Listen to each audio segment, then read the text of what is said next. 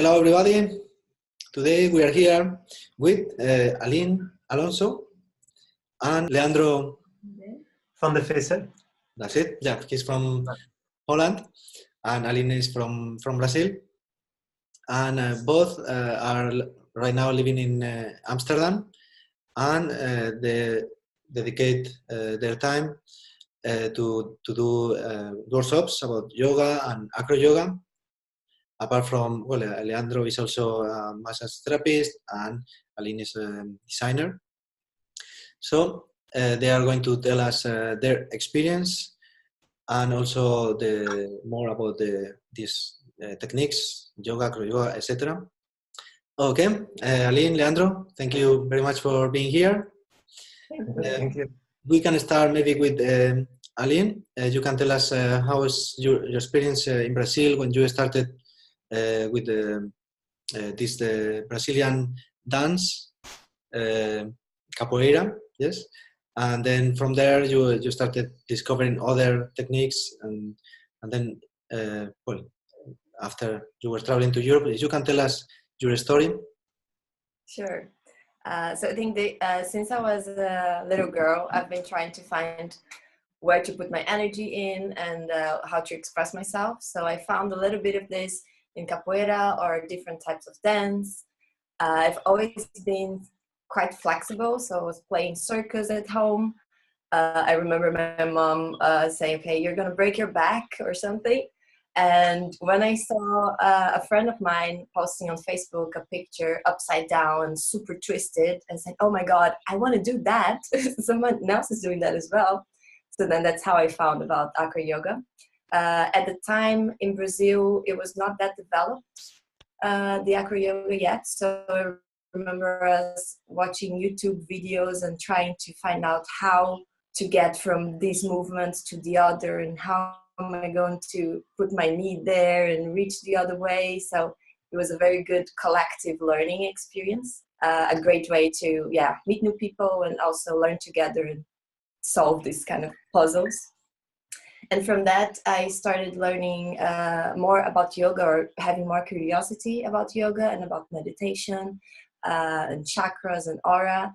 So I did different workshops about that. And I decided to become a yoga teacher, mostly to understand the philosophy around it and to have that tool for self-knowledge and to develop myself better. And then you traveled to Europe 4 years ago? Yeah. Mm-hmm. So when I came to Germany to study, and when I arrived here, I didn't know the language, and I knew that I had with me AcroYoga, and maybe I could use it for making friends or something. And it worked really well because I remember the first jam. Jam is kind of an informal meeting that we do to train together. So it's not a class, but different people from different levels just gather either inside or if the weather is good in a park or something. So I was in this jam, and the first person I approached was a German guy that didn't speak any English. And we managed to do a lot of stuff together. So it's almost like AcroYoga being a different language, a universal language that you can train with communities and groups around the world without even speaking the same language. So that was really powerful for me. And the yoga always helped me to keep myself aligned and recharge. So in a very personal practice to understand myself better and seek for answers within myself. Mm-hmm. Very interesting life. Okay, Leandro, can you tell us a bit of your story?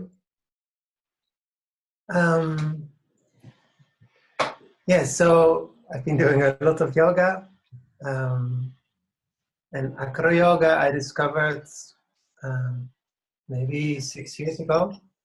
I was here in Amsterdam in a yoga school, and after the class some people were showing some AcroYoga things and I liked it a lot. And then one girl, she told me, come, I will base you. So she lifted me up in the air. I was so impressed. And then some people invited me to come to the park to join a jam session.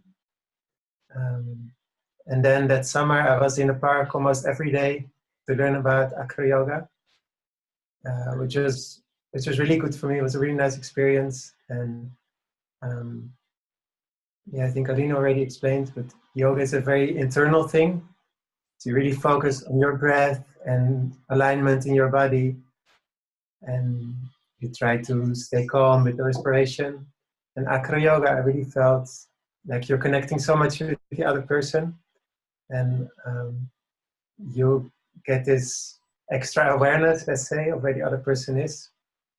So I really liked it. It felt really enriching. Yeah, I kind of recognize what she says, that sometimes you don't even need to speak the language. As one person that I felt was a really close friend, because we practiced every day AcroYoga. And then later I found out that actually I don't know anything about her. I didn't even know what she did for a living. But if she was in a bad mood or a bit sad, I would always know in the practice. Like you become really sensitive of the energy of the person. And I think it's a really nice, really natural way to communicate without words, but you're really aware of where the other person is. Yeah. Good. Also, well, you spent years in Peru with a shaman. That was also Yes. an amazing experience, I guess. And in India, if you can tell more about these experiences. Yes. Well, I lived in Peru in a really remote place in the jungle. It's like to travel to the nearest road, it's like 15 hours by boat. So it's really far away from everything. And yeah, I was working there in a national park, so I was spending lots of time just with animals. And when I was in the village, I would study with this old shaman who, yeah, had a really nice way of working with plants, and yeah, he was very humble and just really beautiful person. And, he was quite well known, like he always had clients, but then he lived in a very simple house with leaves on top, and he never asked for anything. And so I thought he's very special man. I want to learn from him. And then later, when I came back from Peru, I started to study massage therapy. Mm-hmm. I guess a little bit inspired by the experience in Peru to see the monkeys always. So I wanted to stay in touch with this feeling of, yeah, more exploring in the monkey way. And in Shiatsu, I found it's kind of a balance between a physical practice. It looks a bit like Thai massage sometimes, and at the same time, it's also energetic. So it connects a bit to the shamanic healing practice. And when I finished that, I went to India for a half year to do a yoga teacher training. And that was really brutal. It was really tough. It So, was tough in what way? You have to put a lot of effort and stretching and this kind of thing. So yeah, here in the West, yoga classes are always really calm, and well, some are a bit tougher than others. But often there's some music. The teacher says really kind things. In India, they make us do these really hard postures, and then you're all twisted and something's pressing in your midriff and you're trying to breathe, and then the teacher comes really close and he listens to you, and then the breathing is gone. He says, "What are you doing? This is not yoga." And I remember this incident when somebody in my class told the teacher after the class that he wanted to kill himself. And then the yoga teacher said, "Oh, this is really good news. I need you to be stressed. That means your body is changing." And what I understood from this approach is that he makes life so hard for you, this yoga teacher. But then all the time, however uncomfortable you are, you try to stay calm, you try to breathe, and he really challenges you. And then the rest of the day after the yoga class, whatever happens, you stay calm, even if really bad things happen, people shout at you. You're like, oh, this is no worse than my yoga class. You know, I can deal with it. So it's a kind of different approach. And it was sometimes quite tough, but quite painful. But I really believe in this type of teaching. Not that our AcroYoga class will be like that. That's not the plan. Okay, I will think twice before I go to India to Oh, yes, that's that, yeah. how is you are well in Peru, the monkeys, etc. You said, or in India, and then you go back to Europe, back to the civilization. How is that feeling? How do you adapt again to that? Yeah, well, it was really tough the first time. Of course, there are really good things here, but when I came back, you know, my boat was delayed and I had to wait many hours in the harbor. And this is all normal, you know. The whole village is waiting there for this cargo ship to appear, and there's no way of contacting them. And you get so used to this slow rhythm, and everybody's really nice, and everybody's willing to talk. And then when I arrived at the airport, we had to wait 5 minutes for some bus to pick us up from the plane, and people were getting nervous. And I really couldn't understand, like, what is wrong with these people? 5 minutes, you know? And then when I came to Amsterdam, my feeling was, why is everybody running around like mad? I really couldn't understand. And in the village where I lived in Peru, people were really poor. Like their floor in the house is just earth. Their roof is leaves, you know, and often it's leaking. But those people are smiling every day and making jokes. And then here we have so much, and somehow we're so stressed out about everything. And yeah, it's really strange to adjust. And in the beginning, I really couldn't understand how this works. But now I get stressed as well sometimes, like everybody else. So it's really interesting to see these things appear in your head, that you get into the same energy as the others, even though you decided in the jungle, like, yeah, this is all widely stressed, you know?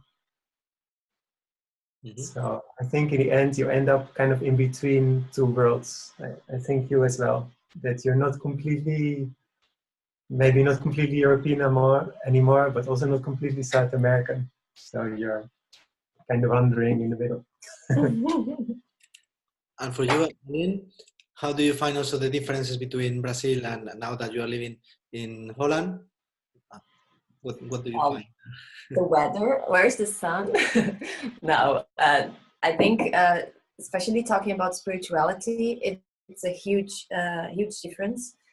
Brazil have always been really attached to, I don't know, a small thing that you put on your necklace that brings you luck, or this thing that you do every day that it connects you with good spirits. It's more open to a mixture of religions and beliefs. And I think a part of the generation now, it's getting really closer to spirituality and trying to find answers and different approaches. So there's a lot of shamanism or different studies, or even yoga is quite popular. Different techniques of healing. So this is really kind of a revolution happening, at least I can see in Brazil. And in Germany or Netherlands, I didn't see that so much, this opening. Everything seems to be a bit more rational and somehow more stressed. And you don't rely on the universe or the nature for things to happen or to help you go through the difficulties and the challenges. So I do miss having this, different helps from, I don't know, the nature and people doing different practices together as a group to seek for answers together. It's a big difference, I feel. So you are both trying now to bring part of that philosophy to the Western world, right? To be more not so stressed and to have more appreciate more life, you know, like day by day, right? Smile more, like in Peru, like you said. So you are doing workshops of yoga and AcroYoga there in Amsterdam, and also traveling sometimes to festivals. For example, there is a festival in Murcia in Spain in January, Shiva Yoga Festival, that you are going to take part in. And so can you explain a little of these workshops? What do you do exactly? How do you manage or organize these workshops? Well, a lot will depend, of course, on the group we are going to work with. So, yeah, we can, of course, we start with the principles, if it's a beginner group, to show them how to support each other in poses, some trust exercises, so to get into the right mindset to do AcroYoga. And a really big thing in AcroYoga is our washing machines. So we would like to arrive with the group to do some washing machines, and it means you start in one pose together. So for instance, I don't know, she can do the airplane on my legs, and then you do a series of movements, and in the end, she again is in the airplane on my legs. And this we call, because you go in a circle, kind of, we call it a washing machine. And they're really fun, and you can combine them, and it makes AcroYoga so nice because it really looks like a flow and almost like a dance. And Aline, also, what do you think about the workshops that you do? How is because you work in design, but at the same time you deliver these workshops. So how can you make this compatible? You find time for everything, right? No, yeah, the workshops are more on the weekend, so going more to festivals. But yeah, it's really interesting that the type of design I work with is to design activities for people to either research about a topic together or to create solutions to an issue together. So the idea of building trust and a safe space for creativity and to share maybe some quite personal things with the group, the communication, the power balance, all of these things that come definitely are explored in AcroYoga. Also, I can bring to my daily job. So it's really nice to be able to combine. I wish I could combine more to really bring movement to these different communities and to combine more design with active movement. But the core pillars that we are going to teach on Murcia, and also we do in other festivals, are also present in my daily life.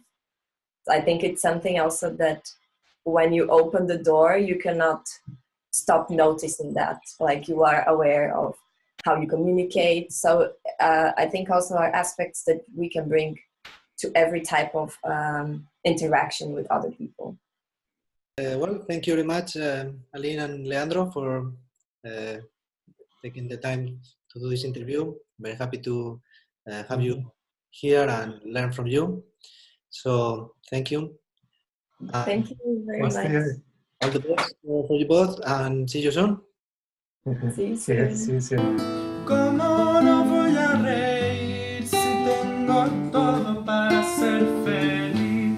Si tengo luna, si tengo sol.